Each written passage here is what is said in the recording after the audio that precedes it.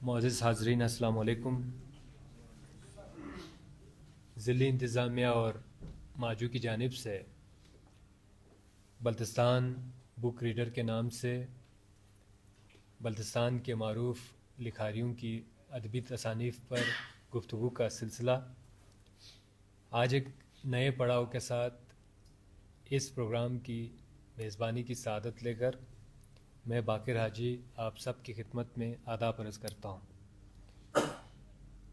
معزز سامعین، یہ آج کی جو تقریب ہے یہ نشست اس سال کی آخری نشست ہے اور اس کے بعد پھر نئے سال میں پھر یہ سلسلہ چلے گا. اور آپ سب بخوبی واقف ہے کہ اس سے پہلے محترم جناب یوسف حسین آبادی صاحب، محمد حسن حسرت صاحب، محمد قاسم نسیم صاحب، ڈاکٹر مظفر حسین انجم صاحب اور غلام حسن حسنو کی کتابوں پر اور تصانیف پر ہم گفتگو کر چکے ہیں. میں بلا تمہید آج کی اس محفل کے میرے محفل ایک اور ادبی شخصیت جن کی خدمات سے آج آپ مزید شناسا ہوں گے اور خاص طور پر آج ان کی ایک خصوصی تصنیف پر ہم گفتگو کریں گے. میں بسط آداب ملتمس ہوں آج کی میرے محفل محترم جناب غلام حسن لفسان صاحب سے آپ اپنی مخصوص نشست پر تشریف لائیں.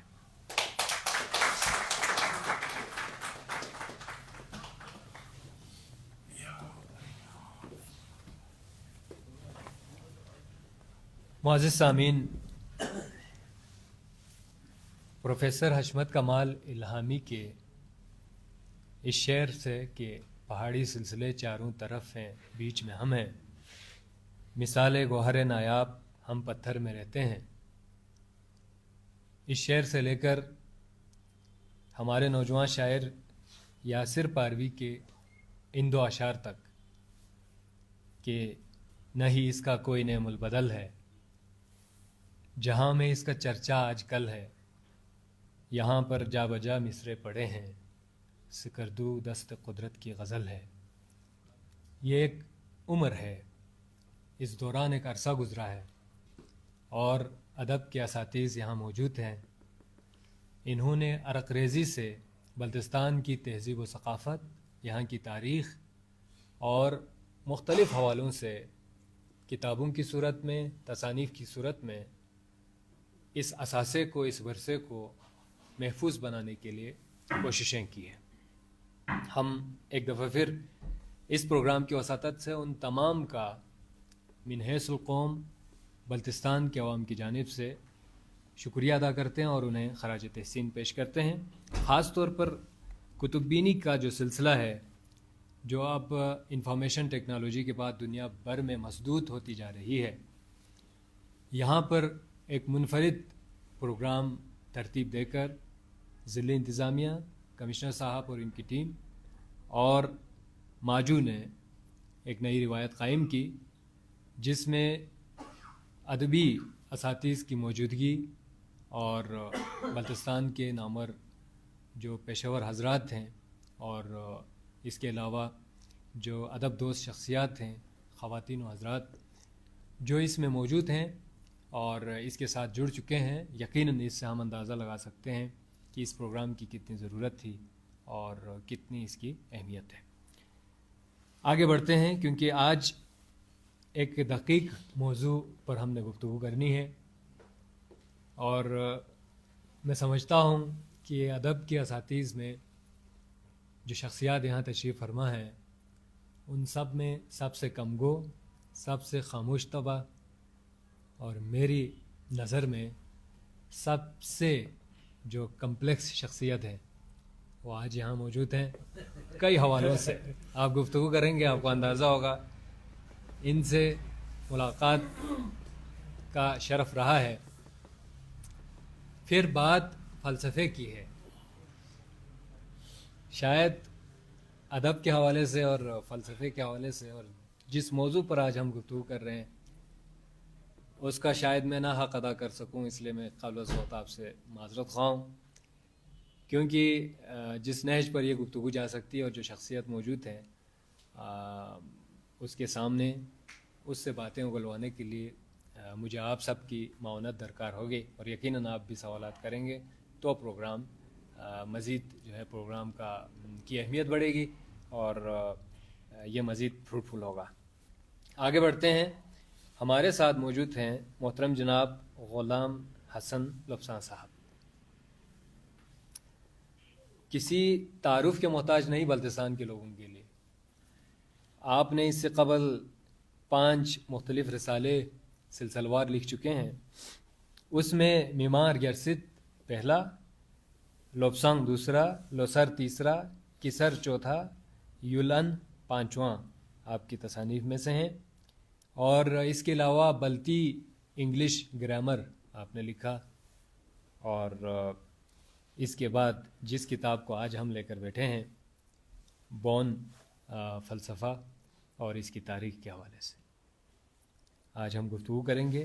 میں محترم جناب غلام حسن لبسان صاحب کو ہمارے شرکاء کی جانب سے اور اپنی طرف سے سلام عرض کرتا ہوں۔ بہت شکریہ، آپ نے وقت دیا۔ آگے بڑھتے ہیں۔ میرے خیال میں نے آپ کو سلام کیا جس کتاب کو لے کر ہم بیٹھے ہوئے ہیں۔ مجھے نہیں معلوم کہ بون فلسفے میں سلام کی جگہ ہم کیا کہتے ہیں، میں تو سلام ہی عرض کرتا ہوں۔ اور ایک سوال سے ہم گفتگو کا آغاز کرتے ہیں سر۔ تاریخ بون فلسفہ، ہم اس پہ مزید بات کریں گے، لیکن ایک منفرد خیال، ایک منفرد سوچ کس طرح آپ کو خیال آیا کہ اس پر کتاب لکھنی چاہیے یا اس پر تحقیق کی ضرورت ہے؟ بڑی مہربانی، آپ نے یہ بہت ضروری ٹاپک ہے جس پر بات ایکچولی کتاب میں لکھنا چاہیے تھا مجھے کہ یہ ان وجوہات کی بنیاد پر لکھا ہے، لیکن اگر یہ لکھے تو فلسفے کا مزہ نہیں رہتا ہے، ایک اختلاف آنا چاہیے نا فلسفے میں، تو اس وجہ سے میں نے نہیں لکھا۔ ابھی آپ نے یہ سوال کیا تو میں یہ کلیئر کروں گا کہ فلسفہ جہاں بھی آتا ہے نا تخلیق ہوتا ہے، وہ ایک ماحول کے، ایک خاص ماحول کے رد عمل میں سامنے آتا ہے۔ اگر ماحول نہ ہو تو فلسفیانہ تخلیق ممکن نہیں ہے۔ مثلاً اس وقت جس وقت میں یہ فلسفہ لینے کا مجھے ارادہ ہوا، وہ 3 حالات بہت شدید تھے یہاں۔ ایک تو بدامنی تھی بہت زیادہ، مذہبی ٹینشن بہت زیادہ تھے نا، تو اس سے مجھے ایک رد عمل سا ہوا ذہن کے اندر کہ یہ کیا جی مذہب ایک دوسرے کو کاٹ رہے ہیں، مار رہے ہیں، ڈال رہے ہیں، اور وہ بھی بے قصور، جس کا کوئی گناہ نہیں وہ سب مر رہے ہیں۔ ایک تو یہ پنچ کیا میرے ذہن۔ اب یہ سب بڑا لمبا تفصیل جاننے کی ضرورت نہیں ہے، ٹائم اتنا نہیں ہے۔ دوسرا، ہمارے یہاں پر ایک اوہام کا جو ہے نا بہت شکار تھے لوگ اس وقت، آج سے 25-30 سال پہلے۔ مجھے خود یاد ہے 3 پولیس والے میرے سامنے ریٹائرڈ ہوئے اور انہوں نے تعویذ گنڈے شروع کر دیا۔ میں نے کہا یار یہ کیا ہوا، پولیس سے ریٹائرڈ ہے وہ۔ اسی طرح بہت سے لڑکیوں نے بھی یہ دھندا شروع کر دیا۔ میں نے کہا یہ تو ایک اوہام کا ایک بہت بڑا سلسلہ ہے۔ تو میں نے غور و فکر کیا تو یہ جتنے اوہام کا جو ہمارے سائیکولوجی پیدا کیا ہوا تھا وہ بونیزم کا تھا، سمجھ گئے نا، اسلامی نہیں تھا یہ بونیزم کا کریڈٹ تھا۔ تو میں نے کہا اس کو ہائی لائٹ کرنا بہت ضروری ہے، ٹھیک ہو گیا، تاکہ لوگ سمجھ جائے۔ لوگ تو اسلام کے نام پر کر رہے ہیں نا، ایکچولی اسلامی نہیں تھا۔ اب بھی یہ بونیزم والے ناروے تک پہنچے کہ یہی کام کر رہے ہیں جو ہمارے ہاں کر رہے ہیں نا۔ تو پھر تیسرا جو ہے وہ یہ تھا کہ میں نے اس سے پہلے رسالے جو آپ کو نام لکھا وہ بتا دیا کہ رسالے 5 میں نے لکھا، اس میں ایک افسانہ بھی تھا شامل جو 4 قسطوں میں نے شائع کیا۔ وہ جموں کشمیر کے وہ جدوجہد کے پس منظر میں لکھا تھا وہ افسانہ۔ پھر ان رسالوں میں یہاں کے جو کلچر ہے، تاریخ ہے، یہ جو لداخ، کرگل، بلتستان، تبت، ان تینوں کا میں نے مشترک ایک اثاثہ شو کرنے کی کوشش کی، تو بدقسمتی سے ہمارے لداخ کے جو سنجیدہ طبقے ہوتے ہیں نا، جی جی جی وہ انہوں نے برا مان لیا. ٹھیک. آگے پیچھے مغرب میں شکایتیں بھی کی انہوں نے کہ یہ ایک آدمی ہمارے پیچھے پڑا ہوا ہے. تو وہ مجھے بہت برا لگا یار، ایک کسی زمانے میں یہ تو ایک ہی ریجن تھا، کوئی الگ ریجن تو نہیں تھا. ٹھیک. تو اب وہاں پر انہوں نے انڈیا سے مطالبات بھی شروع کر دیے کہ یہ ہمیں ایک یونین ٹیریٹری بناؤ. بہت زیادہ ایک تحریک چل گئی. تو دیکھا دیکھی ہمارے یہاں بھی تحریک چل گئی. تو میری وہ جدوجہد تو ایک طرف رہ گیا. ٹھیک. جو میں کہتا تھا یہ مشترک علاقہ ہے، تو میں نے سوچا پھر تو ان کے لیے سزا یہ ہے، فلسفہ ہی لکھ دو بہت اچھا. تاکہ پیغام بھی ملے کہ یار میں نے یہ بند کر دیا ہے، مخالفت زیادہ وہ شدید نہ کرو. دوسری طرف یہ ہے کہ ایک تانا بھی تھا ان کو کہ یار دیکھو کسی زمانے میں ہم مذہبی طور پر بھی مشترک تھے. اب یہ آدھے سے زیادہ جو رسوم ہے نا یہاں، جو ماس سائیکولوجی جسے کہتے ہیں، اس میں بونزم بہت زیادہ ہے. جی جی ادھر بھی ہے ادھر بھی ہے. سر بہت تو شکریہ. یہ بھی مشترک ہے. بہت شکریہ. ابھی اس بہت سارے حوالے اور سے سوالات میں ہیں، نے اگر آپ تسلسل سے بولتے بس جائیں گے میں پھر میں یہ جی کرتا رہوں گا، ان حوالوں پھر سے سوالات میں نے رہ جائیں گے. یہ میں لکھا تھا. 1 بائی 1 آگے جاؤں گا. یوں یہ تو ایک تین دو ہے. سوالات کے آپ نے جوابات بھی دیے. یہ جو تصنیف ہے تاریخ بون فلسفہ، یہ اپریل 1997 کی ہے. ہاں جی، اپریل 1997. اور آپ نے ایک تحریک کی بات کی جو یہاں کی سچویشن نے آپ کو اس جانب راغب کیا. تو یہ سلسلہ لکھنے کا کہیں جو ابھی آپ نے ایک حالت کا تذکرہ کیا، وہاں سے جو انفلوئنس کیا ہے لوگوں نے، کیا اس وجہ سے لکھنا چھوڑ دیا یا ابھی بھی ارادہ ہے کہ آپ لکھنا چاہیں؟ نہیں، میں لکھ تو رہا ہوں. یہ عادت تھا اس کا. جی. یہ اس کا ابھی 5-6 چیپٹر باقی رہتا تھا. ٹھیک. میرے ذہن میں تھا، لکھا نہیں تھا اس وقت. یہ شاید میں نے یہ کیا، تو بعد میں نے وہ لکھ کر نیٹ پر ڈال دیا. ٹھیک. تو نیٹ پہ آج کل آپ کو پتہ ہے یہاں لوکل والوں کی اتنی ضرورت نہیں ہے. فلسفہ اتنا ڈیفیکلٹ سبجیکٹ ہے کہ یہاں کوئی خاص پڑھنے والا بھی نہیں ہے. تو باہر والوں کے لیے یہ تھوڑا انٹرسٹنگ ہے. ابھی آپ یہ بون فلسفہ لکھتے ہیں نا، ہمارے لیے یہ بہت پرانا سبجیکٹ ہے. یہ نہیں آپ لوگوں کو جو ریڈر یا رائٹر ہے نا ان کو میں بتا رہا ہوں، لیکن دنیا کے لیے یہ سب نئے ہیں. کسارزم بالکل نیا سبجیکٹ ہے. اچھا، یہ بونزم نیا سبجیکٹ ہے. یہ جو نمبون ایک سکول آف تھاٹ کا میں نے ذکر ہے، وہ بڑے سوالات بھی کرتے ہیں باہر سے. تو یہ نیا سبجیکٹ ہے، ہمارے لیے پرانا ہے، دنیا کے لیے پرانا نہیں ہے. یہ بالکل نہیں ہوئے. ٹھیک. وہ حیران ہو جاتے ہیں یار اس قسم کے بھی تصورات ہیں. جی بالکل.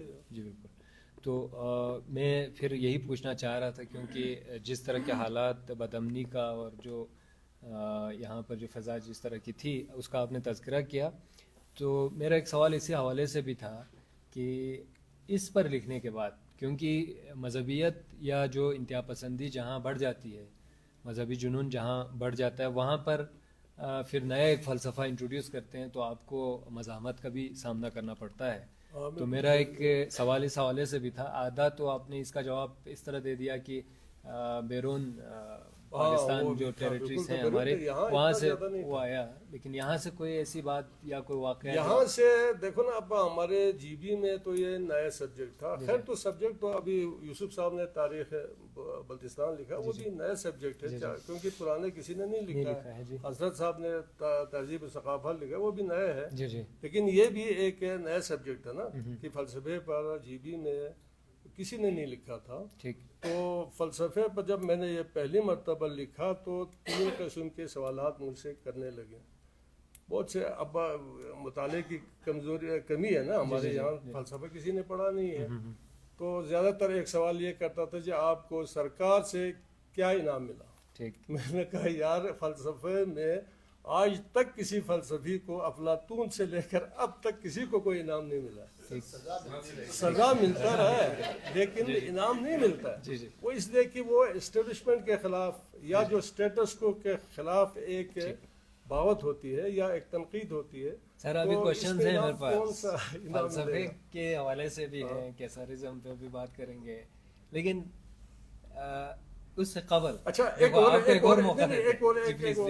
بہت ضروری ہے. اب لوگوں نے ایک اور تنقید کیا جی آپ اس کو اسلام کے نظر سے لکھنا چاہتا. میں نے کہا یار آپ لوگ کی سادگی ہے، اسلام کے نقطہ نگاہ سے ایک سورے کا آپ لاجیکل تشریح نہیں کر سکتے. اگر کرے گا تو وہ فتویٰ لگ جائے گا, کفر کے فتوے لگیں گے.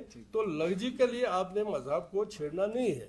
عقائد اپنی جگہ پر ہے نا, فلسفے اور مذہب کا کوئی تصادم نہیں, کہیں بھی نہیں ہے. لیکن بعض اوقات اپنا اپنا جگہ چھوڑتا ہے نا, اس وقت پھر سبجیکٹ بن جاتا ہے. مثلا مذہب کا علم الہدایت ہے, اب وہ ہدایت کرتے رہے تو کون اس سے چھڑے گا. پھر فلسفہ حقیقت کی تلاش میں ہے, تو حقیقت وہ حقیقت نہیں ہے جو مذہب اس کی تلاش میں ہے. یہ فلسفہ نیچر کے حوالے سے حقیقت کی تلاش میں ہے, نہ کہ مذہبی عقائد کے حوالے سے نہیں ہے. سمجھیے نا, تو وہاں بھی کوئی تصادم نہیں ہے. آپ گاڈ کو مانے, اس کے مسودہ کتاب ہے, اس کے مطابق عمل کرے, تو اس سے تو کوئی کسی کو اعتراض نہیں.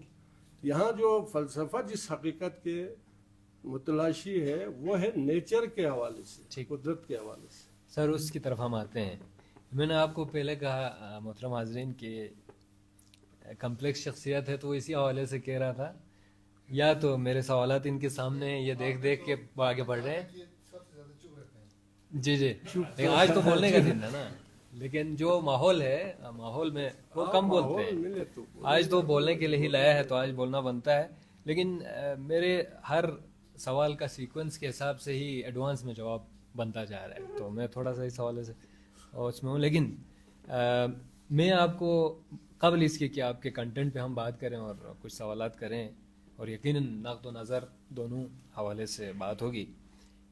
اگر آپ کو یہ کہیں کہ اس کتاب کو دوبارہ لکھنے کا آپ کو ایک موقع دیا جائے, بے شک وہ مطلب آپ اس کو ریئل سینس میں نہ بھی لیں, ایک موقع آپ کو اگر دیا جائے, تو کیا آپ اس میں رد و قط کرنا چاہیں گے؟ نہیں, اس میں کوئی, ہاں اس میں تفصیل ہو سکتا ہے, وسیع ہو سکتا ہے, لیکن جو سبجیکٹ میں نے مرتب کیے ہیں, ترتیب دیے ہیں, اس میں کوئی رد و قط نہیں ہے.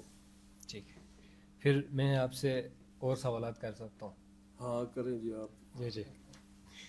اچھا, کتاب کا عنوان سر 3 الفاظ کا مرکب ہے: تاریخ, بون اور فلسفہ.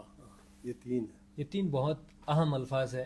آئیے اب میں آپ کی کتاب کو گو تھرو میں نے کیا, یقیناً ہمارے محترم حاضرین نے بھی آپ کی کتاب کو اسی طرح ہی پڑھا ہوگا.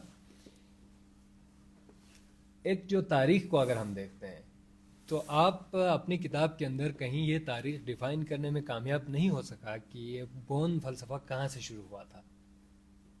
پھر بون کی ہم بات کرتے ہیں تو 3 طرح کے بیانات آپ کی کتاب میں آپ نے بیان کیا ہے بون کے حوالے سے. ایک وہ ہے جو اس کے انٹرو میں میرے خیال میں انگلش میں لکھ کر ہمارے منتظمین نے شیئر کیا تھا, جو شامنزم کے حوالے سے انہوں نے کہا تھا کہ تونپا شانرپ نے اس کو شروع کیا. آپ کی کتاب میں کہیں اس کا تذکرہ نہیں ہے, لیکن جو پرومو دیا تھا اس میں شاید اس کا تذکرہ تھا, جو اس کے ساتھ لنک نہیں ہے. تو بون کے حوالے سے بھی آپ کہیں مطمئن کوئی سٹیج پہ ہمیں نہیں لے کر گئے, پھر ہم فلسفے پہ کریں گے. آپ ان 2 حوالوں سے کیا کہنا چاہیں گے؟ نہیں, تاریخ بون فلسفہ, ایکچولی میں نے یہ بون فلسفہ نہیں ہے, بون ریلیجن ہے ایکچولی. تو میں نے فلسفہ لکھا ہے کہ اس کا ایکچوئل دانش کیا تھا. سمجھ گئے نا, شنرب میدو کا ہے, ادھر ذکر ہے اس میں. تو بون شنرب میدو اس کا نام تھا, جو اس نے یہ فلسفہ, جو یہ عقائد دیا. تو اب میں نے بونزم تو نہیں لینا تھا. بونزم وہ ایک مذہب ہے, وہ اس کے بڑے عقائد بھی ہے, وہ تبت میں کافی فالوورز بھی ہے, وہ پھر کہیں اعتراض نہ کرے نا. تو اس وجہ سے میں نے یہاں کے جو ریمینز تھے تاریخی, یہاں جو باقیات تھے, اس پر میں نے ریسرچ کیا ہے. اس بون کو میں نے چھیڑا نہیں ہے. سر پھر مس گائیڈ ہوگا نا. نہیں, مس گائیڈ نہیں نا. سر میں ایک ریڈر ہوں, مجھے آپ کے دل میں جو بات ہے اس کا نہیں پتا. آپ نے تو میرے سامنے کتاب لا کر رکھ دی, میں آپ کی کتاب کو ریڈ کرتا ہوں, تو مجھے نہیں پتا کہ آپ نے اس کو فلسفہ اس تناظر میں کہا ہے کہ آپ بونزم کو چھیڑنا نہیں چاہتے. ہاں, بونزم عقائد کو تو چھیڑنا نہیں چاہتے. اور دوسرا جو بون کی آپ نے بات کی, تو وہاں پر تو آپ نے لکھا ہے کہ ایک بون نامی ایک خاندان کا شجرہ نسب موجود ہے. شنرب میدو اس کا نام تھا. تو آپ نے اس میں غالب تصور ہی یہی دیا ہے کہ یہ کوئی شخص تھا. ہاں, یہ شخص تھا نا, بون شنرب میدو ایک شخص کا نام ہے, بونزم والوں کا دعویٰ ہے وہ 18,000 سال پرانا ٹھیک ہسٹری ہے ان کی. تو اس کا علاقے کا نام کوئی علمو لونگرنگ تھا. جی جی بالکل. علمو لونگرنگ اب یہ ہمارے لینگویج کا حصہ تو ہے لیکن کہاں واقع ہے وہ نہیں پتہ. لوکیشن پتہ نہیں ہے. جی خود تو بونزم والے جو فالوورس ہیں وہ بھی اشارہ ہماری طرف کرتے ہیں وہ علاقہ ادھر کہیں جی تھا. جی جی تو اس حساب سے میں نے وہ ڈیٹیل تھوڑا دیا ہے کہ بونشن. اب پھر اس کا ایک خاندان بھی تھا یہاں بوندے پا. میں نے وہاں ہمارے یہاں ایک حاجی تھا وہ دعویٰ بھی کرتا رہتا تھا ہم پرانے سعید تھے. تو میں نے کہا جی پھر وہ بنتا ہے پھر اسی کا ہی خاندان ہو سکتا ہے. ٹھیک. تو یہی میرا بیسک سوال اس تھا کے حوالے سے میں نے لکھا ہے. کہ دیکھیں تاریخ جب تاریخ دیکھو نا, تاریخ سے مراد یہ ہے یہ کرنٹ نہیں ہے. ٹھیک سمجھیے نا, ٹھیک ہو گیا, یہ گزر چکا ہے. یہ ایک فکری نظام تھا جی جی وہ جو گزر گیا. جی جی فکری نظام کے لیے 3 شرائط کا پورا ہونا مسٹ ہے. ٹھیک. ایک ہے مثلا تھیسس ہے. جی جی سب سے پہلا جو سبجیکٹ ہے تھیسس کا آتا ہے. پھر اینٹی تھیسس کا سے بھی گزرنا مسٹ ہے. بس ہے بالکل. پھر سائنتھیسس. سمجھئے یہ 3 سٹیج سے گزرتا ہے تو وہ فکری نظام بنتا ہے, ادروائز نہیں بنتا ہے. تو بونزم کو میں نے تھیسس ڈکلیئر کیا. ٹھیک. پھر اس کو یہ تنقید سے بھی گزر گیا. 200-300 سال تک وہ کیسر نے اس پر کافی کنٹرول حاصل کیا. بڑے عقائد بہت فروغ ہوا نا, بہت زیادہ شدت پسندی آ گئی بونزم میں. تو پھر کیسرزم نے اس کو کنٹرول لگام دینے کی کوشش کی تو وہ تنقید سے گزر گیا. ٹھیک. پھر ایک تشریحی ایک فکر آ گیا, یہ جو صومالیک ہے وہ ایک تشریحی فکر بھی سامنے آ گیا. تو یہ صومالیک کو میں نے سائنتھیسس قرار دیا. تو یہ ایک مکمل فکری نظام بن گیا. ٹھیک. صومالیک اور اس پہ آتے ہیں سر. ابھی تاریخ کے پر بات ہو گئی اور بون پر بات ہو گئی, فلسفہ رہ گیا. فلسفہ رہ گیا. تو اچھا فلسفے میں آپ نے کہا یہ تو فلسفہ بیسیکلی نہیں ہے, کیونکہ جب ہم اس کو پڑھتے ہیں تو فلسفہ ہے, مذہب نہیں ہے. میں نے یہ کہا آپ کو مذہبی عقائد کا میں نے ذکر کیا ہے. ان کے بنیادی عقائد یہ تھے, سمجھ گیا. لیکن پھر ان کے جو ارواح تھے نا جی جی گاڈ کے حوالے سے وہ میں نے اس پر زیادہ تر ڈسکس وہی کیے. تو فلسفے کا وہی بنتا ہے. پھر آپ نے 2-4 جگہوں پر اس کتاب میں یہ تذکرہ کیا ہے کہ جو ان کا بلیف سسٹم ہے وہ استدلالی نہیں ہے, عقل پر نہیں ہے, توہمات پر ہے. توہمات پر. تو فلسفہ عقل کا نام نہیں ہے, لاجکس کا نام, لاجک کا نام ہے. لیکن دیکھو نا اب آپ ما بعد طبیعیات یہ بھی فلسفے کا ایک سبجیکٹ ہے. سمجھ گیا نا. تو ما بعد طبیعیات میں آتے ہیں یہ. ٹھیک. سمجھ گیا نا. ٹھیک. میں نے اس حوالے سے لکھا ہے کہ ما بعد طبیعیات بہت زیادہ تھے اس میں. ٹھیک. کہ میٹیریل نہیں تھے نا, مقصد ایک اسپریچول عقائد بہت زیادہ تھے. ٹھیک. زیادہ تر یہی تو خود ما بعد طبیعیات بھی فلسفے کا حصہ ہے. بالکل ہے, بالکل ہے, الگ نہیں ہے. ایسا ہی ہے, بالکل ہے. اور اس میں پھر یہ تضاد ہمیں نظر آتا ہے. اس کی کوئی خاص وجہ کہ ایک جگہ آپ نے لکھا ہے کہ وہ عقلی اس پر بنیادوں پر کھڑی ہے, 1-2 جگہوں پر آپ نے لکھا ہے کہ عقل ما بعد طبیعیات کے خلاف ہے نا. جی جی عقل بالکل خالص عقل جو ہے جی جی انالائٹیکل جو فلسفی ہے وہ ایک الگ ہے. سائنٹیفک ریسرچ اس کے اگینسٹ ہے. سائنٹیفک یا میٹیریل بنیاد پر ہوتا ہے. تو فلسفہ ایکچولی ہوتا بھی مائنڈ اور میٹر کا ہے نا. جی جی اس کی اشتراک سے جو کچھ علم ہمیں حاصل ہوتا ہے وہ فلسفہ کہلاتا ہے. سائنس صرف میٹر پر کرتا ہے, جبکہ فلسفے میں مائنڈ بھی شامل ہو جاتا ہے. ٹھیک. اگلا پھر سر اگلی بات ہم کرتے ہیں کیسرزم کے حوالے سے. کیسر داستان بلتستان میں بہت مقبول ہے اور اس کے 3 ورژن کا آپ نے تذکرہ بھی کیا ہے, چائنیز, تبتن اور بلتستان ورژن, اور اس میں کچھ مثالیں بھی آپ نے دی ہیں. لیکن کیسر کی پیدائش, پھر کیسر کے کارنامے اور ان چیزوں کا آپ نے بہت خوب تذکرہ کیا ہے. لیکن جو کیسرزم کے کیا آپ ایک نظریہ دے رہے ہیں, اس نظریے کا تذکرہ کتاب میں نہیں ہے. کیسرزم سے مراد یہ ہوتا ہے, اب ایک بادشاہ گزرتا ہے نا, بہت بڑا مشہور جو ریفارمسٹ بھی ہوتا ہے, بڑا انقلاب بھی پیدا کرتا ہے, لیکن وہ کوئی لکھتا تو نہیں فلسفہ. ٹھیک اس کو بعد میں لوگ پھر جب لکھتے ہیں تو اس کو کہتے ہیں بیہیویئرسٹ فلاسفی، یعنی کہ اس کا بیہیویئر کو ایک فلاسفی کا سبجیکٹ بناتے ہیں. تو وہ خود اس نے تو کوئی نہیں لکھا ہے، بلکہ اسٹوری بھی اس نے نہیں وہ کیا ہوگا، کیونکہ بعد کے لوگوں نے اس کے بیہیویئر کو، جو اس کے داستان تھے، جو اس نے جنگیں لڑی، اس کو ذہن میں رکھ کر انہوں نے ایپک تیار کیا ہے. خود کیسر نے تو نہیں کیا. ٹھیک تو لیکن اس کے جو آپ کے ایپک میں جب آپ مطالعہ کریں گے تو اس نے جنگیں بھی لڑی، ریفارم بھی کیا، بہت کچھ کیا. تو اس نے ایک فلسفیانہ ایک فکری نظام کے تحت کام کیا. ٹھیک تو اس حساب سے میں نے کیسارزم لکھا ہے. ازم ٹھیک یعنی کہ ایک ارادہ جی جی یا ایک فکری ارادہ تحریک کے طور تحریک کے طور پر. ٹھیک. اس میں سر جیسے کسار کو ہم اس میں پڑھتے ہیں بالفرض، تو اس کی سٹوری کی تو سمجھ آتی ہے جو آپ نے جس طرح بیان کیا ہے. کسارزم میں جو ریفارمز کی آپ نے بات کی، آپ نے تذکرہ بھی کتاب میں کیا ہوا ہے کہ اس نے ریفارمز لایا، لیکن اس میں دو سچویشنز ہوتی ہیں جب بھی آپ ریفارمز کی بات کرتے ہیں. یہ ہو رہا تھا، اس نے اس کے اگینسٹ یہ کام کیا اور یہ ہونے نہیں دیا، اب اس کے بعد اس نے یہ روش اپنائی یا یہ سلسلہ اس نے شروع کیا. ایسا کچھ نہیں ہے. وہ تھوڑا سا سیکولر تھا نا، اس میں اور کوئی رویہ تو نہیں تھا. اس نے مذہب کے خلاف نہیں تھا، لیکن مذہب کو پروموٹ بھی نہیں کیا اس نے. ٹھیک سمجھ گئے نا. تو لیکن وہ زیادہ تر وہی عقائد بہت زیادہ ہو گیا نا اس وقت، بہت زیادہ عقائد. آپ تبت میں ابھی بھی بہت سے ایسے ہیں جو ایک دوسرے کو بھی بدرو سمجھتے ہیں، تو وہاں بہت زیادہ تھے. تو اس نے ان چیزوں کے خلاف کر کے لوگوں کو پریکٹیکل لائف کی طرف لانے کی کوشش کی. تو اس لیے سر پھر ایک سوال یہ اٹھتا ہے نا، یقیناً ہمارے سامعین جو بیٹھے ہیں یہاں انہوں نے بھی اس کتاب کو پڑھا ہے، تو ان کے ذہن میں بھی یہ بات غالباً آئی ہوگی.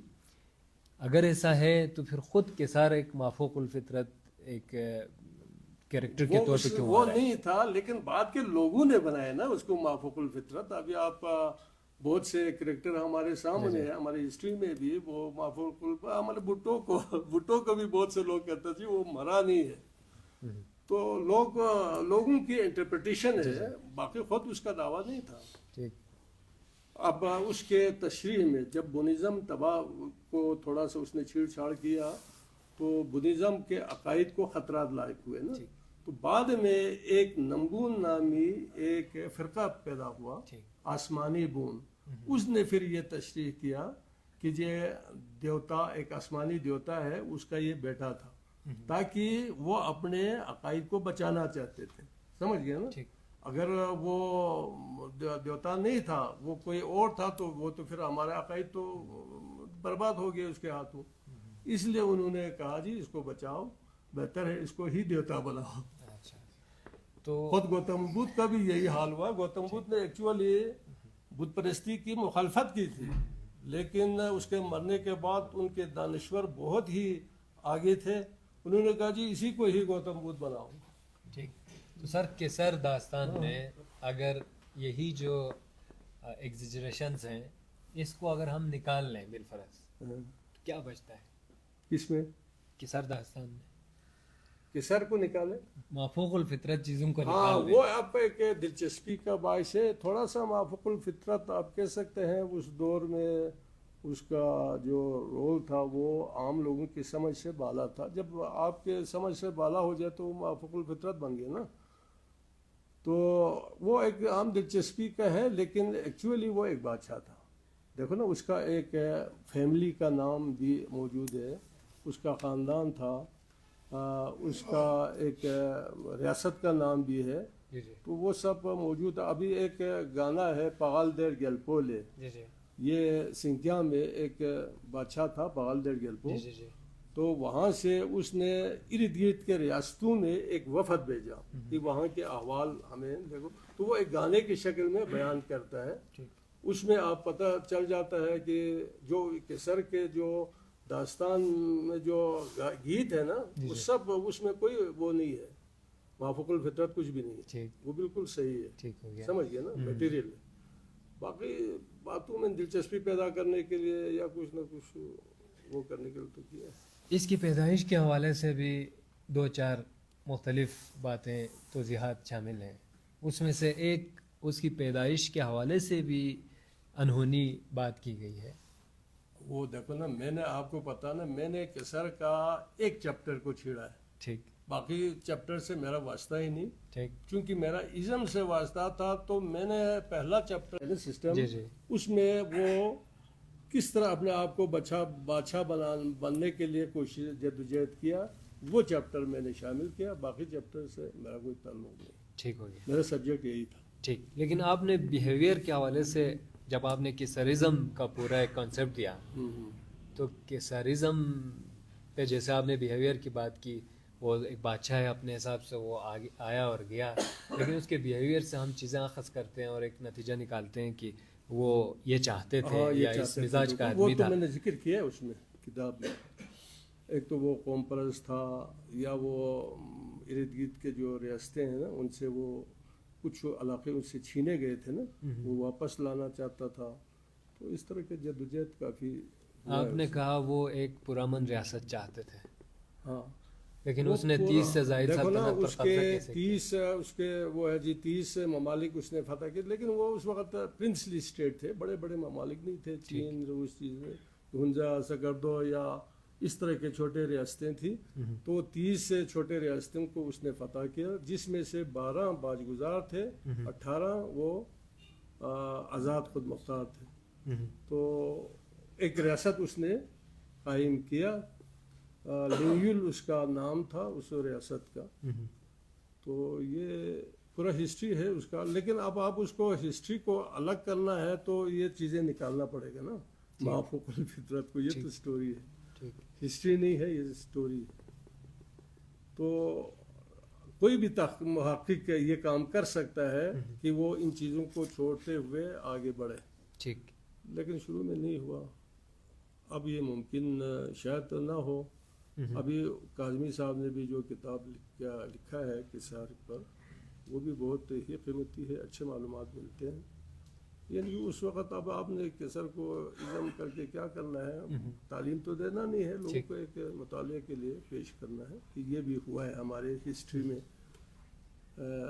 تاکہ آپ اس سے بھی سبق لے لینا. باقی آپ نے اس کو کالجوں میں پڑھانا تو نہیں ہے یا اسکولوں میں نہیں پڑھانا ہے، آپ نے ایک شوق کے لیے پڑھنا ہے. تو اس میں ایک مافوق الفطرت جو ایک کہانی ہے، اس سے آپ کو تھوڑا یہ جو میں نے لکھا ہے اس میں الگ ہوگا. میں نے کہا کہ وہ بالکل ایک ہیومن شیپ میں تھا، باقاعدہ اس نے جدوجہد کیا اور جنگیں لڑی ہے. ہاں، اس کا میں نے آج کا ایک نیٹ پر بھی دیا ہوا، وہ کافی مقبول بھی ہوا، دا ورلڈ آف ایلینز کے نام سے نا، وہ میں نے انگلش میں لکھا ہے. تو ورلڈ آف ایلینز یعنی ایلی کا ایک کنسیپٹ ہے کہ اس کو غیبی طاقت ملتا تھا ایلین سے. سمجھ گئے نا؟ ہمارے ہاں اس کو ایل قرمان وہ کہتے ہیں، سو نین قرمان وہ کہتے ہیں، وہ کچھ عجیب ہے، لیکن تھا ایکچولی ایلی قرمان تھا. تو اس حوالے سے میں نے ایک افسانہ بنا کے پیش کیا ہے. ٹھیک. جی سر، ایک دو سوالات کے بعد پھر ہم فورم کو اوپن کرتے ہیں. میرے خیال میں ہے کچھ ٹائم. جی پلیز آپ سوال کریں.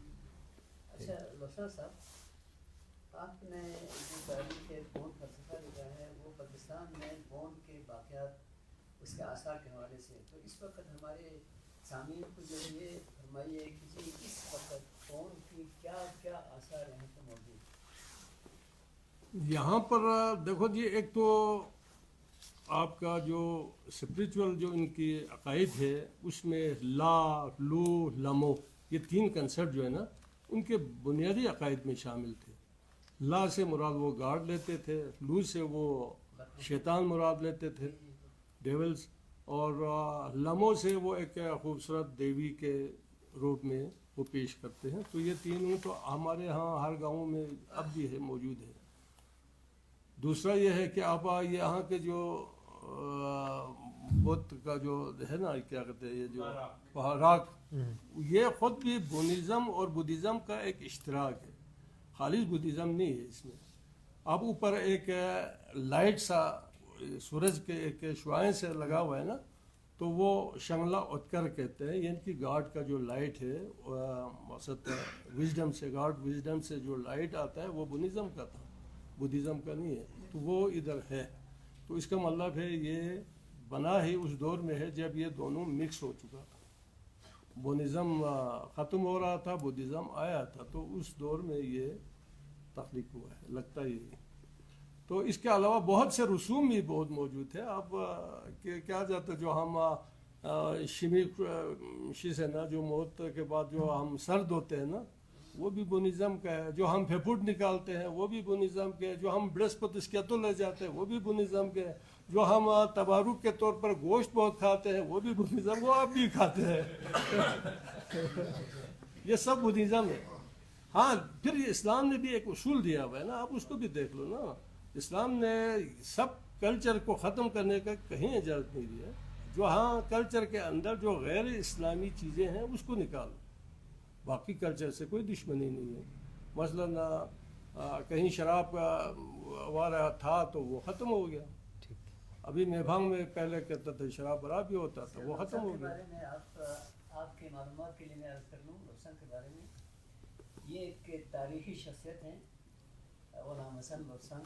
یہاں اصل میں آج ان کی وہ بلکہ گرامر کو جو موضوع بنانا چاہیے تھا آپ لوگوں کو، پتہ نہیں یہ کس نے بنایا ہے اس کو. اگر آپ موضوع بناتے ان سے جو ہے بڑے علم ہم سیکھتے. یہ وہ تیسرا آدمی ہے جی جس نے بلکہ گرامر لکھی ہے تاریخ میں. 632-52 کے دوران ایک ہمارے تبت کے جو ہے ایک وزیر نے ہندوستان میں جا کر جو ہے اس نے 20 سال کی کوشش کے بعد اس کے بعد بھکتی گرامر لکھی تھی، تبتی گرامر. پھر اس کے بعد 1834 میں ایک انگریز FC ڈیٹ نے بھکتی گرامر لکھی ہے انگریزی میں. اور یہ تیسرے آدمی ہیں جنہوں نے بلتی گرامر لکھی تھی.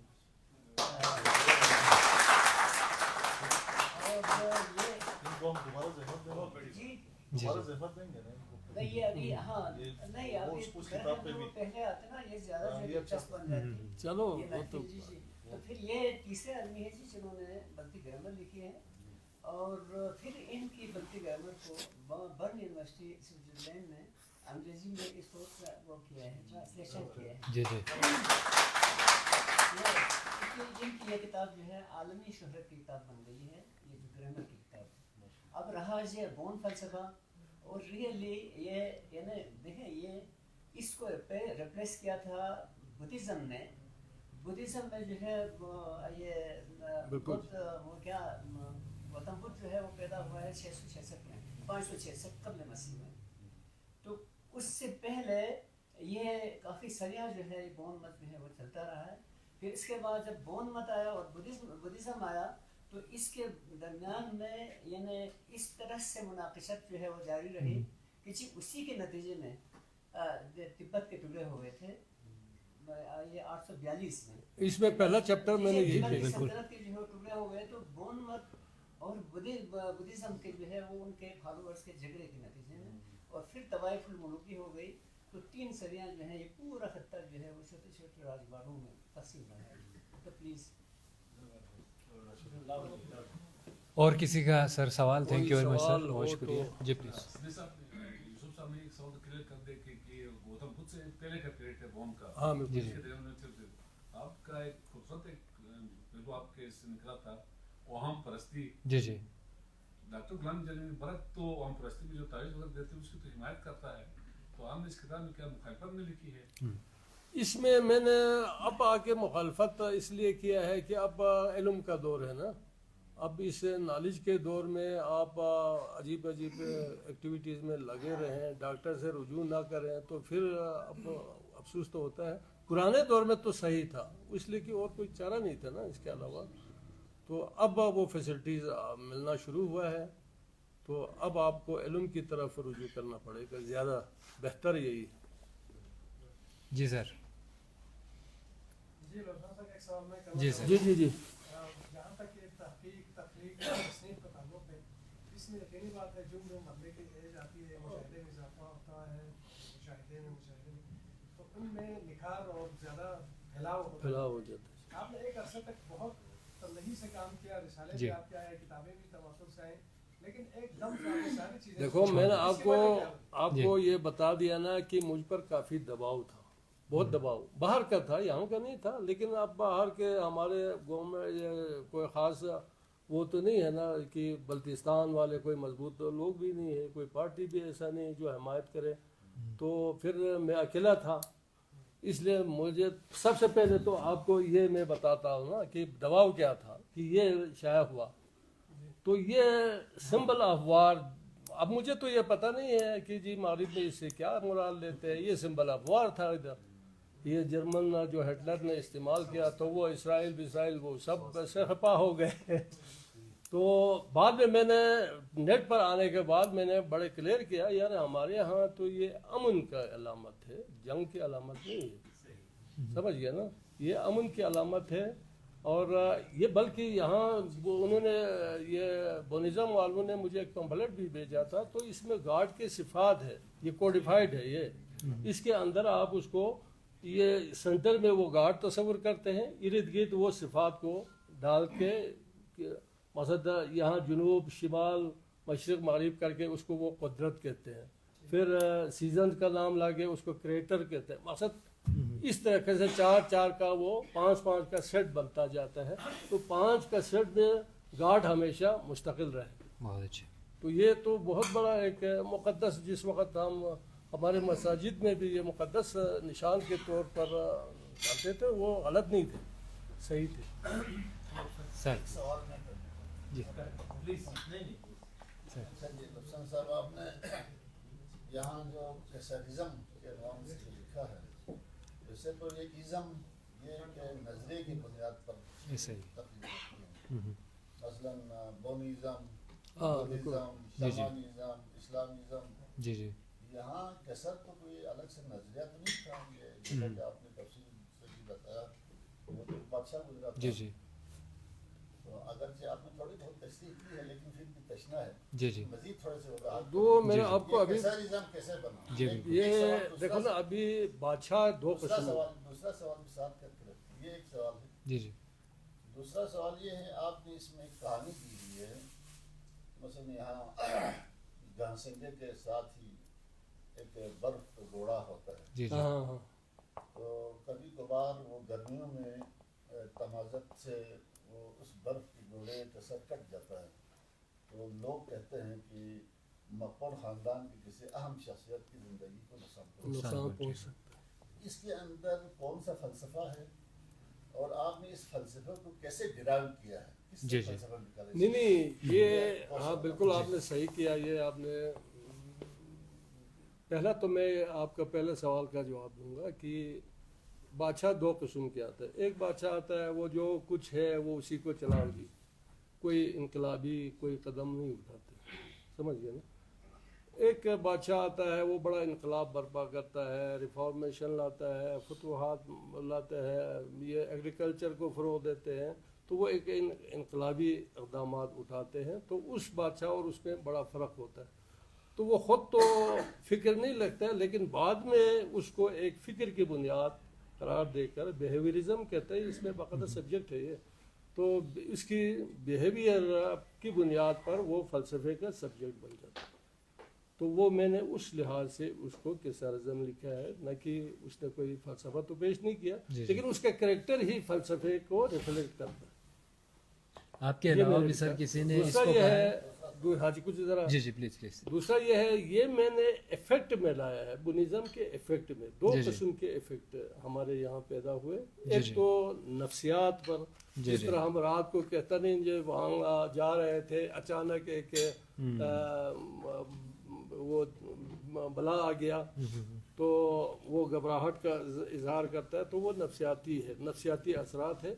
तो कुछ क्रिएटिव इजहार असरात भी मुरतब हुए। इसमें हमने कहानियाँ शॉर्ट स्टोरीज बहुत तख्लीक हुए। जी जी जिस तरह ये अभी ये जो है ना, ये भी उसी फ़िक्र के उसी सांचे में ये एक कहानी तख्लीक हुआ, ये जो ग्लेशियर के हवाले से। तो मैंने उसकी तशरीह ये किया, एक्चुअली लोग उस वक़्त भी दुश्मनी रखते थे बादशाहों से या किंग से, लेकिन वो इजहार नहीं कर सकते। तो ऐसे मौक़ों पर वो इस किस्म की कहानियाँ गढ़ के उनको खौफ में मुब्तला करता था। बादशाहों को। सरदार साहब तो वो उसके असरात में मैंने लिखा है, फ़लसफ़े की बुनियाद पर नहीं। ठीक बोनिज़म के असरात थे ये। ठीक मौलाना हसन साहब, आपका बहुत शुक्रिया। आपने एक पेचीदा मसले को मज़ीद पेचीदा अच्छा, एक चीज़ बताएं, एक कदीम मजहब बताया जाता है बुद्धिज़्म से भी पहले, वो बोनचोस या बोनचोस या बोनचोस है, बोनचोस। यहाँ जो देवमालाई चीज़ें जो उन पे सुपर नेचुरल जी। पे बिलीव करते हैं लोग, इससे कई गुना ज़्यादा शिना बोलने वाले इलाकों में ये मावराई मखलूस है। क्या ये बहुत फलसफा से बल्तिस्तान तिब्बत तक महदूद है? ये हमारे पूरे गिलगित बल्तिस्तान, बस यहाँ पे आपने 3 मावराई शख्सियत हैं, जबकि अस्तोर और गिलगित में ये 25 के करीब मावराई शख्सियत हैं।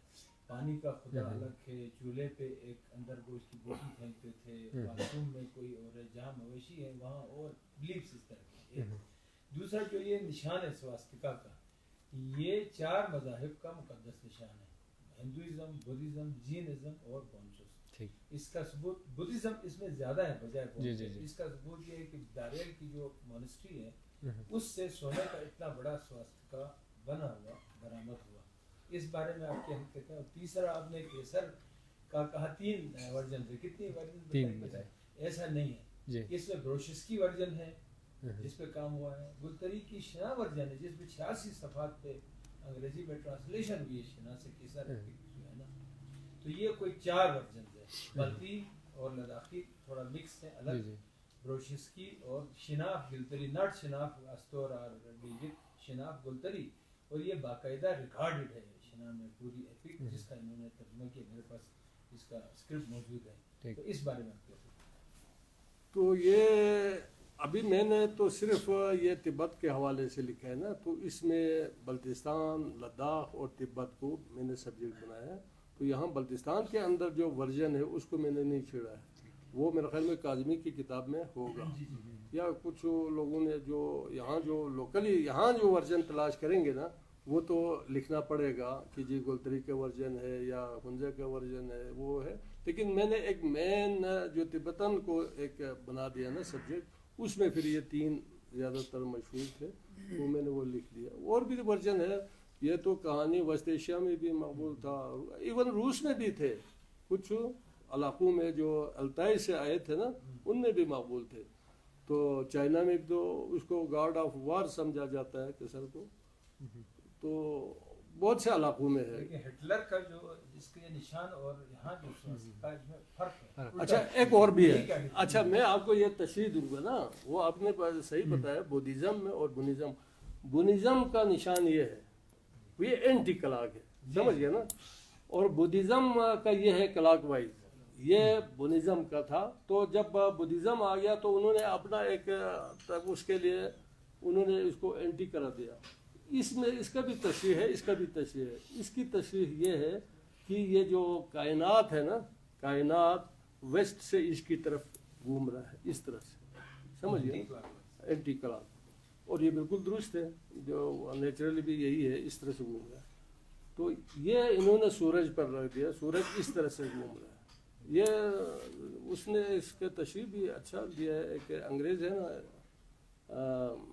नाम क्या था उसका, मुझे भूल गया, उसने भी इसका जिक्र किया है आगे नहीं, ये मुझे भूल गया, इसमें लिखा है मैंने।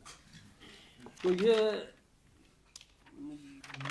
बुनिज़्म का ये है, या आप जहाँ भी इस वक्त भी बुनिज़्म जहाँ भी हो ना, वो यही पहचान रखते हैं, ये बुद्धिज़्म वाले रहते हैं। अब भी इनकी दरमियान अख्तलाफ बहुत ज़्यादा है, एक दूसरे को गालियाँ देते हैं जब हम अगर, लेकिन मैंने कई नेट पर देखा, आप नेट पर देखें तो मेरे जो इस बुद्धिज़्म से बड़ा फ़र्क नज़र आएगा। बुनिज़्म वो परसों किसी ने कहा जी वो तो बुनिज़्म और है, मैंने कहा साहब ये इब्तिदाई बुनिज़्म है, ये जो मैंने लिखा है इब्तिदाई।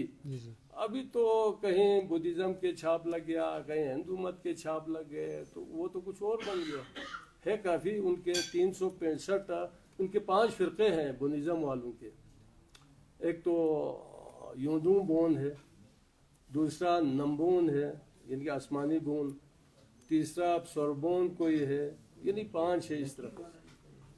तो اب بھی جب میں نے یہ لکھا تو بودھزم والے ناراض ہو گئے مجھ سے کہ یہ اس نے خواہ مخواہ نہ کھایا نہ پیا، ہمیں ایک امتحان میں ڈال دیا. ہاں کس کا؟ بون کے بالکل. اب میں کیا کہوں، وہ کہے گا تو ہمارے مولانا ناراض ہوتے. اسلام کی طرح ہے، یعنی کہ غیبی طاقتوں پر،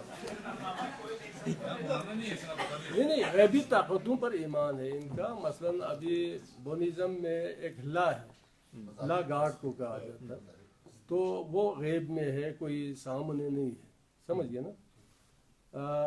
پھر ایک فرقہ میں نے آپ کو بتایا نمبون، اس یہ لا تو کثرت ہے، ان میں کثرت کا تصور ہے، ایک کا نہیں ہے. لیکن ایک نمبون آیا، اس نے واحد کا بھی ترجمانی کی، اس کو اس نے آسمانی دیوتا قرار دیا کہ جو اوپر سے باقی دیوتاؤں پر حکومت کر رہا ہے، تو اس کو لا یقون کا نام دیا ہے. ہمارے ہاں تو یہ کہتے ہیں، ان کے ہاں کچھ اور ہے. آپ نے سر اس میں ایک شین ورژن کا بھی تذکرہ تو کیا تھا ڈاکٹر صاحب جو کہہ رہے ہیں، ہاں اس کی آپ نے ڈینائی کیا ہے؟ نہیں ڈینائی نہیں کیا، میرا سبجیکٹ نہیں تھا نا. نہیں دیکھو نا میرا کتاب کے اندر ایک شخص کے نام کے ساتھ شین لگنے کی وجہ سے انہوں نے تصور دیا سکندر نے کہ وہ شین، وہ تو شن ہے، شن رب ہے. جی جی جی. رب ہمارے ہاں نسل کو بھی کہتے ہیں، اور شن ایک وہاں پر ایک پہاڑی وہ کہتے ہیں نا، جی جی پل اس کا علاقے کا نام علم العمرین ہے. بس یہ آپ اس سے پتہ چل جاتا ہے کہ علاقہ کہاں ہوگا. ٹھیک. ہاں مغربی تبت سر اس پہ جو ابھی یہ جو بون فلسفہ ہے، اس کے پازیٹیو کوئی اسپیکٹس ہیں جن کے اثرات ابھی بھی برسی کلچر میں آپ کو ملتے ہوں؟ بہت زیادہ ہے نا. میں نے آپ کو بتایا بہت سے مذہبی رسومات بھی ہیں، لیکن وہ پازیٹیو ہے، ایسی بات نہیں ہے کہ کوئی غلط ہے. تو اچھے جو رسوم ہے وہ اسلام نے بھی اجازت دیا ہوا ہے کہ آپ رکھو، سمجھئے نا، اچھے رسوم جس میں کوئی نقصان نہیں ہے، فائدہ ہے لوگوں کا، تو اس میں اسلام نے کوئی منع نہیں کیا، تو وہ رسوم موجود ہے. ابھی موت واقع ہونے پر لوگ سر دھو کے فارغ ہو جاتے ہیں نا، تو اس میں ایک سائیکولوجیکل ڈیلنگ بھی ہے کہ جی آپ سر دھو یا آپ نہ بیٹھو، آپ گھر چلے جاؤ، سمجھ گئے نا. دوسرا ایک صفائی کا بھی ہے، تو وہ کوئی اچھا چیز ہے، کوئی بری چیز تو نہیں. تو اس طرح سے کے آپ کی اس کتاب میں ایک لوک گیت ہے سومالے، جس میں تخلیق کائنات کے حوالے سے مختلف سوالات اٹھائے گئے. کیا آپ یہ کہہ سکتے ہیں کہ یہ جو لوک گیت کس عہد میں لکھا گیا؟ کیا یہ تاریخ جو پونچھو سوال اٹھا ہے ان کا یہ نظریہ تھا یا اس سے قبل بھی؟ نہیں، یہ بونچھوس کا ہی نظریہ تھا. بونچھوس میں انہوں نے اوک لویل وہ اس قسم کے تصورات ہیں نا، وہ بونزم کے ہی تھے نا، کہ اوپر دیوتاؤں کا دنیا ہے، نیچے وہ ارواح ہے، خبیثہ کی دنیا ہے، درمیان میں ایک دنیا ہے کہ وہ مقصد اس کی پھر میں نے تشریح کیا ہے جی، نیچے جو ارواح خبیثہ ہے وہ تو ہمارا ارتھ ہی ہو سکتا ہے، یہاں پر عجیب غریب قسم کی مخلوقات ہے. اب جنگل کو ہی دیکھو، ارواح خبیثہ ہی ہے نا. تو شیر چیتے ایک دوسرے کو کتنا کاٹ رہے ہیں. تو دوسرا یہ ہے کہ ارواح جو اوپر کی دنیا ہے وہ لاؤں کی دنیا، گاڈز کی، وہ نوری دنیا ہے، اوپر آسمانوں میں ہے. جو درمیانی دنیا ہے وہ میں نے کہا جی یہ چاند ہو سکتا ہے. چاند کی تشریح میں نے دیا ہے، ہو سکتا ہے ان کی نظر میں کوئی اور تھا، وہ تو میں نے کوشش کیا تشریح کرنے. یہ سومالیک میں ہے نا یہ چیز. نہیں وہ ایک تخلیق تھا نا، یہاں پر ہی ایک تخلیق. میں نے کہا نا کہ سائنٹسٹ یعنی کہ مذہب سے بھی فارغ ہو گیا یہ لوگ. اچھا، پھر ایک حکمرانوں سے بھی یہ گزر گیا، پھر اگر تشریحی ایک دور آ گیا کہ جی اب ہم کتابیں لکھیں یا نظریے دیں، تو اس سٹیج میں آ کے انہوں نے تخلیق کائنات کا نظریہ دیا، تو اس کو سومالیک کہا جاتا ہے. رمضان صاحب اس نے بلتستان میں کب آیا ہے اور کتنا عرصہ یہاں پہ رہا، اس کے حوالے سے تعریف کریں. بونزم خود تبت والوں کا دعویٰ ہے کہ بونزم پھیلا ہی بلتستان سے. यहाँ से तिब्बत गया है, तिब्बत से इधर नहीं आया, तो फैला यहाँ से है। तो वो आप उनकी हिस्ट्री तो हज़ारों साल की है। हमारे हाल वो है कि कम से कम किसर से 2-3 हज़ार साल पहले का है, तो काफ़ी कदीम है। हमारे यहाँ इससे पहले का कोई रिकॉर्ड नहीं मिलता है, तारीख बल्कि बुनिज़्म से पहले का कोई रिकॉर्ड नहीं है। मजहबी तौर पर हो सकता है वो जंगली लोग थे या क्या थे, लेकिन मजहब एज ए सिविलाइज्ड लाइफ वो यही है। तो वो उनका दावा यह है इधर से आए। मेरे ख्याल में सर वक्त आ चुका, बल्कि कुछ 2-4 मिनट हम आगे भी गए हैं। बहुत अच्छी गुफ्तगू रही यकीनन, और फ़लसफ़ा सब्जेक्ट ही ऐसा है, उस पर फिर गुफ्तगू तवील से तवील होती जाती है। और जहाँ तक रिलीजन है फिर उसका ताल्लुक़ फ़लसफ़े से देखते हैं। जैसे लुब्सान साहब ने ख़ुद कहा कि बहुत सारी चीज़ें कामन हैं मुख्तलिफ़ मज़ाहिब के अंदर, तो एक दूसरे पर फिर तनकीद का भी एक सिलसिला शुरू हो जाता है। तो ये डिबेट 2-4 घंटों में ख़त्म होने वाला नहीं है, लेकिन हमने इनकी किताब के हवाले से गुफ्तगू करने की कोशिश की। यकीनन बहुत सारी बातें लुब्सान साहब ने ऐसी की हैं जो इस किताब की तशरीह में हैं, जो ग़ालिबन मतन में आपको न मिल सके। तो आप सब की तशरीफ़ आवरी का इस सेशन में आप शरीक रहे, इतने अच्छे से सवालात किए, आप में से फ़र्दन हर एक का इंतज़ामिया की जानिब से हम शुक्रिया अदा करते हैं, और उम्मीद करते हैं कि किताब से दोस्ती और अदब से लगाव का ये सिलसिला जारी रहेगा। और जो काफ़िला अदब की तख्लीक में पेश है, खा वो शेरी सूरत में हो, नसरी सूरत में हो, तारीख़ व सक़ाफ़त के हवाले से हो, तहक़ीक़ के हवाले से हो, तो ये सिलसिला जारी रहेगा। यही बल्तिस्तान का असासा है और यही बल्तिस्तान का मुस्तक़बिल है। आप सब का बहुत बहुत शुक्रिया। ख़ास तौर पर आज के मेहमान ख़ास ग़ुलाम हसन लुब्सान साहब, आपका बहुत शुक्रिया, आपने वक्त दिया, और हमें उम्मीद है कि अब आप दोबारा जस्तजू करेंगे और नई तहक़ीक़ात हमें देखने को मिलेंगे, आगे जाने की जस्तजू करें इंशाअल्लाह। तो आप सबका बहुत शुक्रिया। प्रोग्राम के बाद भी गुफ्तगू जारी रहेगी। बहुत शुक्रिया। मैं वाज़ेह करना चाहता हूँ कि लोगों को अजीब व गरीब सवाल करता है कि इस दौर में भी कोई कल्चर, कोई ज़ुबान, कोई इस तरह की आप बातें करते हैं, जमहूरी दौर है, सरमायादार दौर है। लेकिन एक चीज़ मैं आपको वाज़ेह कर दूं कि हमारी जो खित्ता है ना, चाहे आप गिर्ज से ले लें आगे बर्मा तक, ये 2 रियासतों, 2 सल्तनतों के दरमियान आहिस्ता आहिस्ता प्रेस होता जा रहा है, तहजीबी तौर पर भी। एक चाइना आ रहा है, एक इंडियन जो एम्पायर है, इन दोनों के दरमियान कुदरत ने इसमें एक मिनी कल्चर क्रिएट किया था ताकि इन दोनों को दूर रखा जाए। लेकिन हमारी नालायकी से, हमारी नालायकी क्या है ना, हमने अपने तहजीब को गुआ दिया है, चाहे लद्दाख में हो, चाहे इधर हो, चाहे हुंजे में हो, चाहे गिलगित में हो। जब आप अपनी तहजीब से फारिग होंगे तो इर्द गिर्द के रियासतें बिल्कुल तैयार बैठे हैं आपकी तरफ बढ़ने के लिए। ये चीज़ आपके जहन में आना चाहिए कि आप अपने कल्चर को प्रमोट नहीं करेंगे, आप बाहर से असर लाएंगे तो वो ज़्यादा दबाव से आएगा। बेहतर है उनको ये तासुर दे, यार हम अपना कल्चर कर रहे हैं, कोई गैर हम यहाँ बुला के नहीं है। तो अगर ऐसा आपने नहीं किया, अपने कल्चर से रोगर्दानी की या उसको निगलेक्ट कर दिया, तो ये बिल्कुल तैयार बैठे हुए आने के लिए पर तोल रहे। वो अब लोग इन चीज़ों को नहीं समझ सकते। ये कपुलो सकरदो या हुंजे गिलगित के चक्करों में पड़ा हुआ है, ऊपर से हमारे साथ खेल क्या हो रहा है वो किसी को पता नहीं। खासकर सियासतदान यहाँ के जियोपॉलिटिक्स का पढ़ना बहुत मस्ट है। हमारे इस इलाके में छोटे छोटे इलाके, हम बड़े बड़े इनकलाबात की बात करते हैं, यार किस तरह लाएगा। चीन इधर बैठा हुआ है, इंडिया आपके आने के लिए बिल्कुल तैयार बैठा है। इधर हमारे मुसलमान बरादरान है, वो रद्द-अमल कर रहे हैं। तो इसके लिए वाहिद तरीक़ा, वाहिद मुस्तक़बिल को महफूज करने का ये है, अपने मज़ाहिब को करो ना यार, इसको कौन करता है। लेकिन कल्चर्स का भी होना मस्ट है। अगर ये नहीं होंगे तो आपका वो कल्चर जो इस्लाम से मुतसादिम ना हो, उसमें कोई हर्ज नहीं है ना, नहीं है ना। देखो ना, खुद इस्लाम ने बुनियादी उसूल दिया हुआ है, वो कोई पढ़ता नहीं। देखो अभी महफान की है क्या, वो मैंने वो एक आलिम से मेरा वो एक शेख मुजफ्फरी है, उसने पढ़ा, उसमें मैंने कहा शेख साहब इसमें अगर कहीं शराब कबाब होता है तो यकीनन ये गैर इस्लामी है, उसको मना करना चाहिए। कहीं सूर का गोश्त खा रहा है तो उसको मना करना चाहिए।